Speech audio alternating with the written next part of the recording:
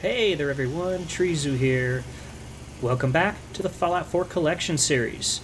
And we're still dealing with the astoundingly awesome tales, but we are closing in slowly on finishing that little section of our massive magazine rack here.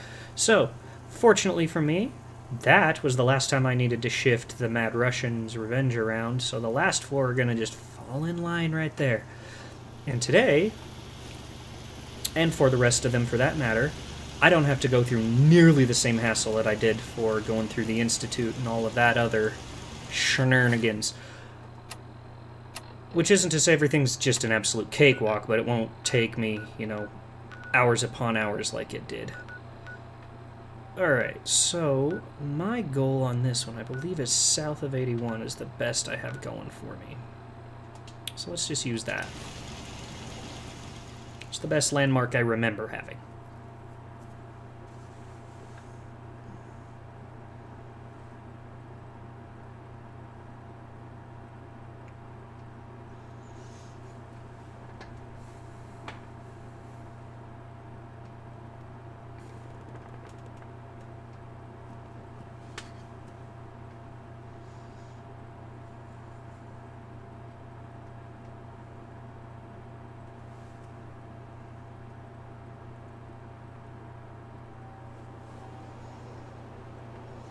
Okay.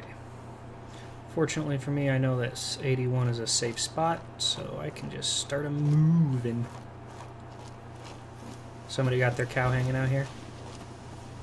Yeah, somebody got their cow.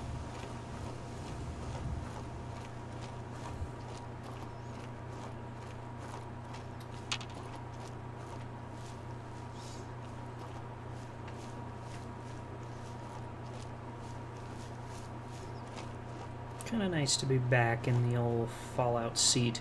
I did actually take a bit of a break because I did a bunch of recording where the microphone audio was not included in the recording as it was supposed to be. My capture just decided it wasn't going to take the microphone audio, so I had to re-record a bunch, and it took a lot out of me. Like, mentally, it just, like, having to redo work always kind of puts a damper on my desire to do work. Like, for instance, I do cross-stitch a fair amount, and if I ever find a mistake and have to pick a bunch of threads out, like if it was a line or two, no big deal. But if it was like, I've gone, like, a third or halfway through this project and I find a loop and you know, I'm completing a loop and something's off. Well, now, because of the amount of like perfectionism I hold myself to when I do that type of stuff, I have to pick apart like half of this loop trying to figure out where everything got off. This really only happens when I do something that's like got an outline to it but not in backstitch. Like I'm doing a bunch of Pokemon sprites, and because of that, when I do this, I'm doing all of the black outline pixels first, and so that's the biggest problem, the biggest time you'll run into those sorts of things, because if you don't have something like that, where it's an outline that you have to start at one point, kind of loop through the outline and come back, you're not really going to run this problem if it's just like, oh, do this blob of color here. It's so many lines of this many pixels across on each line. It's a lot harder to mess that up and, like, you know, get off and have to worry about returning to that loop. But there's been times when I get a long way through these things, figure out I have a mistake, and then suddenly I realize I have to pick apart like the last hour and a half of work. And it just kind of drains me. Like, I look at it and go like, I don't know if I want to redo this now. I may have to pick this up tomorrow. Like, I'll undo it and then question whether I want to bother redoing it.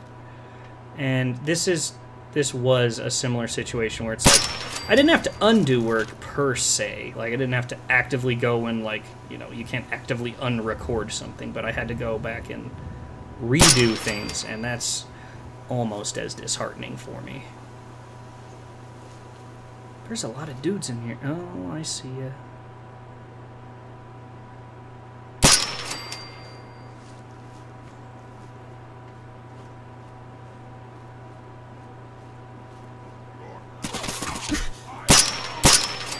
Lay down.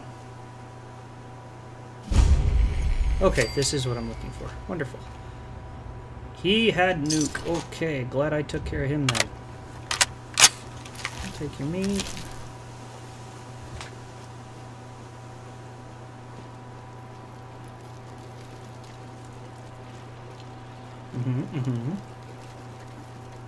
It's actually got nuclear material. I like nuclear material.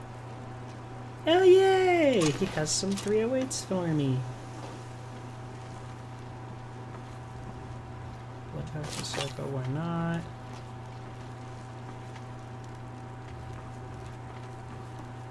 Wheat. Yeah. Got a weapons workbench over here for me, too. And some baby pans.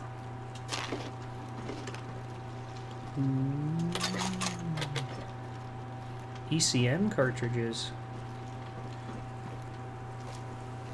Or EMC, electromagnetic charge. Ooh, it's punchy. Okay, other direction then, I guess. Nope. There you go. That's it.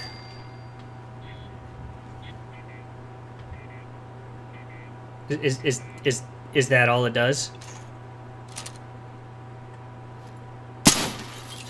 My biggest problem with this tension alarm is that it sets up a spotlight on me. It's the worst thing you have going for it. That's like the most benign trigger trap I have ever dealt with. You've triggered my trap. Yeah. You shall now be illuminated. Okay. And how do you expect me to react? It's a little light. Yay. Everything's dead.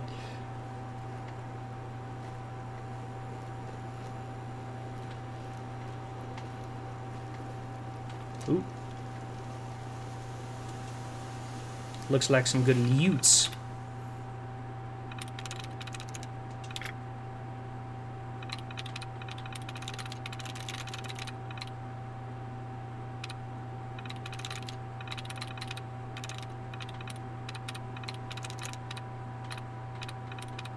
Dermot.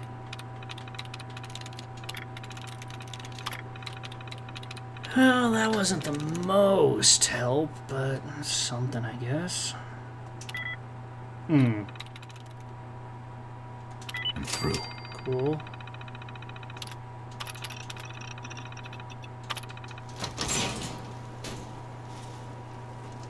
Well, that wasn't the greatest. Neither was that.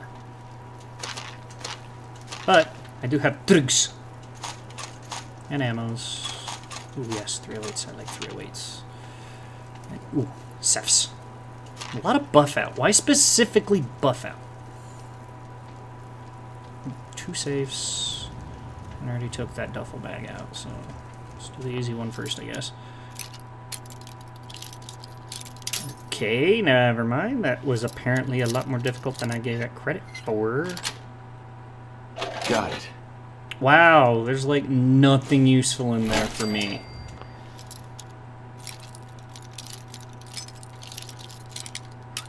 Eh? Nope, nope, nope. Somewhere in this apartment. Alright. Nice. That's closer to being truly useful. I mean, shit. I don't really care about a 44, but at least it'd be a lot more useful than just a camera and a bunch of other bullshit. Oh, cool. It's right there. Ugh.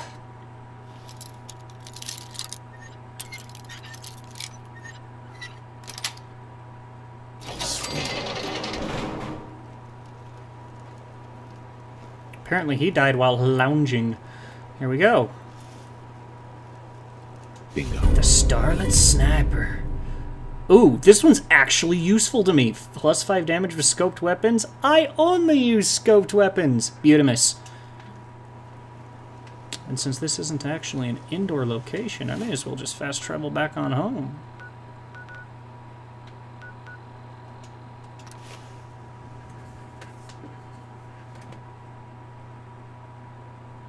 Man, that muzzle brake. Look at that biffy boy.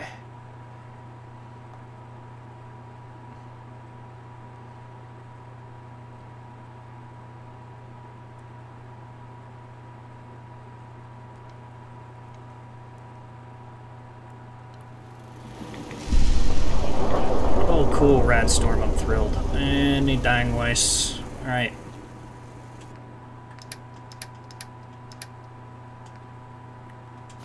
There we go.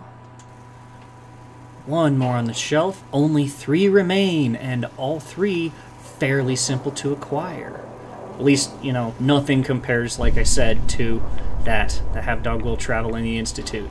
Nothing compares to how much work I had to do to that. So, for one of our last remaining astoundingly awesome tales, I will see you on the next episode.